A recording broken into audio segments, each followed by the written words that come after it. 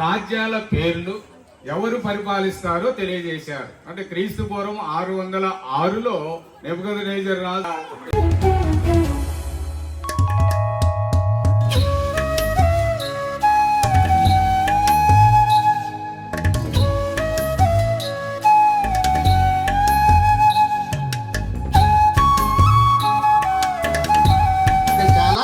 దారుణంగా వాళ్ళు ఒక్కొక్కసారి మాట్లాడుతూ ఉంటారు, మా పరిస్థితులు ఎలా ఉంది అంటే అందం వల్ల కూడా ఆనందం వచ్చే అవకాశం లేదు. అలాగే ఆస్తుపాస్తులు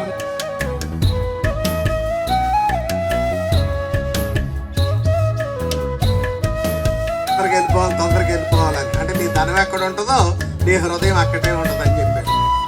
తర్వాత అంటే వీటన్నిటి వల్ల ఆనందం లేదు. మరి